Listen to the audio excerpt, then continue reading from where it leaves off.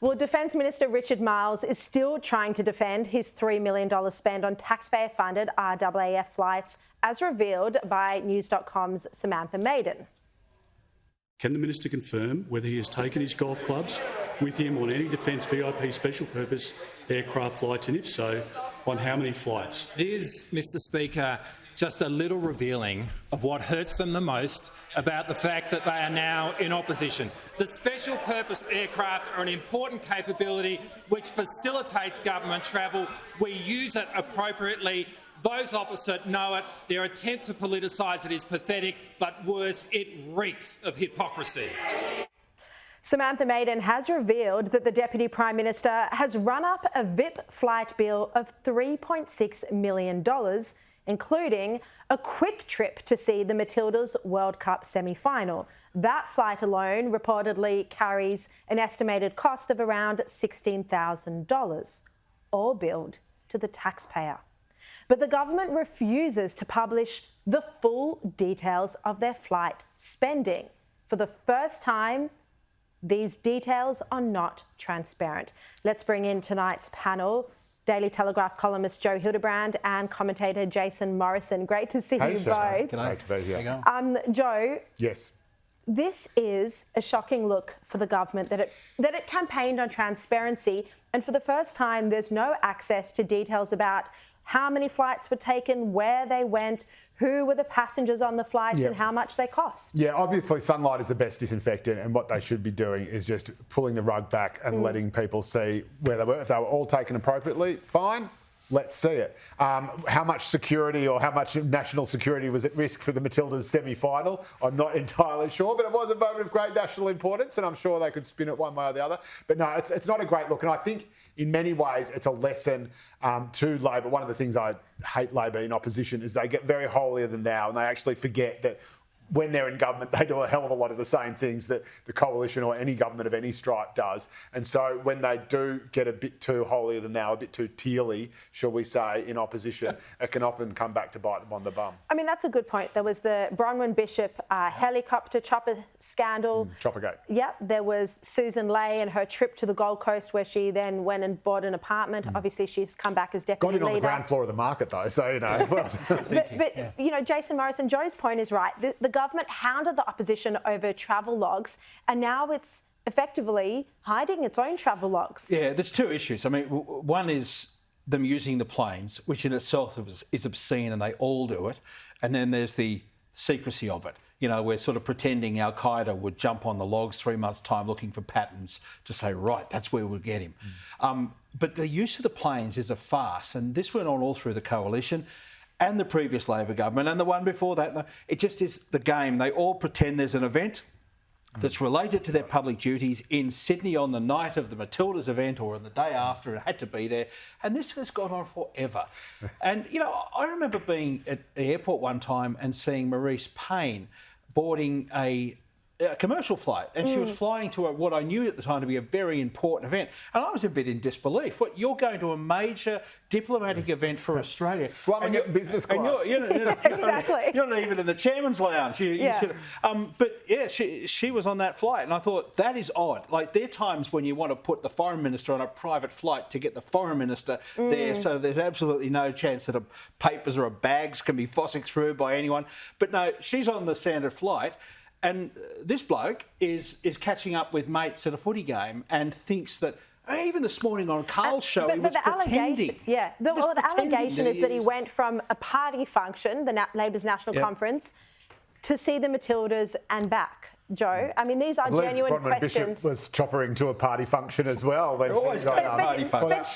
But she paid for it. Yeah, she paid it back, that's right. I mean, for it. She paid for it in terms of her career. Yeah, that's right. And again, you know, I think that's almost a sort of political love story gone awry, because, of course, Abbott backed her in for about 3 weeks, I think, afterwards, and then eventually couldn't do it anymore, and his political godmother... So what's your prediction with this, with Richard Marles? How long the Prime Minister will back him? I think you get to a point in a scandal where you've already lost as much skin as you're going to lose. You're not going to regain your political capital, so you might as well just tough it out. And well, you know what? From a journalist who's been on the other end of scandals, I mean, I broke the Barnaby Joyce story. It was 2 weeks before he resigned. It just depends what's going to come out next. And I know Samantha Maiden and I know she is relentless with the story, so we'll get. He's the politician. We have to see what will still come out. He's the politician that ordered the flights. That's what he is now. It doesn't matter what else he achieves. He's the politician who ordered the flights, and he'd know it too. So release the bloody papers and let everyone see what it was actually about, and so we can see if it was a rort, and if it was, own it. Yeah. And pay it back. All right, now let's turn to the Voice referendum. Two big things that have happened. Firstly, John Farnham has given his song, not quite for the first time, but to the Voice campaign. Have you got it there? Could we play it Can we play it again for the eighth time tonight? And also, Peter Dutton has suggested that he might hold a referendum just on recognition in the Constitution alone, should he become Prime Minister. Joe, what's your view on both of this? Look, I mean, obviously, the Voice campaign, having You're the Voice as its campaign song, was always going to happen if it was possible. I have no doubt it's something, obviously, I suggested to them. I'm sure I was the last person to suggest everyone else. I thought Mitch Tambo's version should have been used. So we can blame you for having to hear it 1,000 times, Joe. I mean, it's a no-brainer, obviously. Yeah. There'll also be a product endorsement with the Voice singing reality TV show as well coming up. I don't know.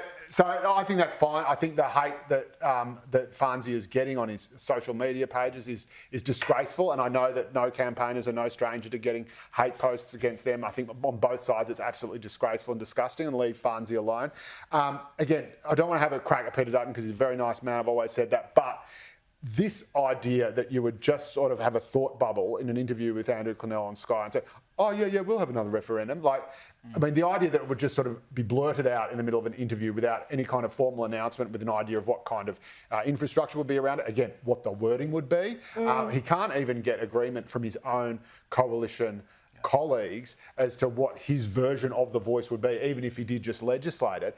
And again, anyone who remembers the Republican referendum in '99 knows that this is the exact same pup that the direct electionists tried to sell to the Australian people. They said, don't vote for this model, and if you knock this model back, they'll have to come back with the other model that we want. And guess what? That was 25 years ago, a quarter of a century ago, and it hasn't been anywhere since. So, but on the flip side, and I take your points, but on the flip side, isn't it a recognition that the majority of Australians would support Indigenous recognition in the Constitution, but they don't support the Voice advisory model? But that means they don't support the recognition that Indigenous people have asked for, which defies the whole point. It may well be, and you might well be onto the absolute centre core of where the popularity would be on the issue.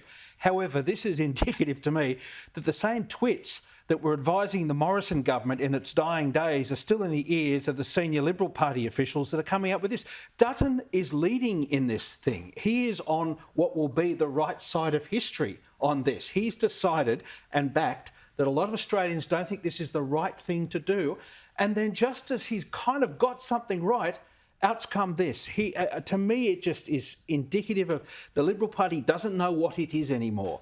And it should actually start to listen to the base and listen to its supporters who are overwhelmingly opposed to this. If you don't believe the polls, go and wander the streets. And I feel sorry for Peter Garrett and his mates for all those years for singing all those songs about Aboriginal welfare and whatever else, and they didn't even get a look in. My bet is that after 2 or 3 weeks, they're going to have to change the campaign song because people aren't going to want to hear it anymore. Beds and it is burning. A great song. It's a fantastic of course, song. But like, you know, Fills me I'm with already national tired of it and pride. we're day 2. Have you seen the 30-second version of the ad? So everyone I've says, seen the full 2.5 minutes. how amazing is the 2-minute 47? Amazing. The 30 seconds are pup. It'll be as boring as anything because it'll be flashing images and you won't get past at the beginning. You won't get past that. Let's talk about Qatar Airways. The Albanese government is under pressure now over this. It might have to front an inquiry. Joe, what's going to happen here? I don't know why the government is dying in a ditch over this. And look, I take what Joe Aston was saying and you were saying earlier about Qantas being very, very effective at I suppose, peddling influence or just with using soft power to make sure that ministers feel very much on board, both metaphorically and literally, with the airline, and giving away, the goodies to the chairman's lounge, of course, makes it very difficult for people to then turn around and hang a brick around its neck. But look, I think this is actually, I'm writing about it in the column tomorrow in the Telegraph, but this is actually a dangerous turn of events, because it's not just bad for Qantas's brand, and it's incredibly bad for Qantas's brand and probably the most valued brand in Australia, but it's actually really bad for capitalism's brand. It looks like the sort of thing that socialists on one side, on the left of politics, and kind of market nationalists, who might call it, on the right of politics, jump up and down and say, this is proof that the system is broken and it's not working for you. Because on one level, you've got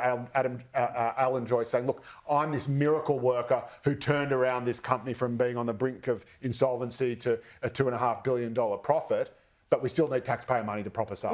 So which is it? Again, we're screwed over the customers. We've sold them tickets to flights that didn't exist. We're very, very sorry, but I'm still going to take that bonus. So it's the worst of both worlds. We're out of time. I apologise, Jason, didn't get to you on that topic. What he said. What he said on Qatar Airways. Joe Hildebrand will read your column on that in the Daily Telegraph tomorrow. Jason Morrison, thank you both so much.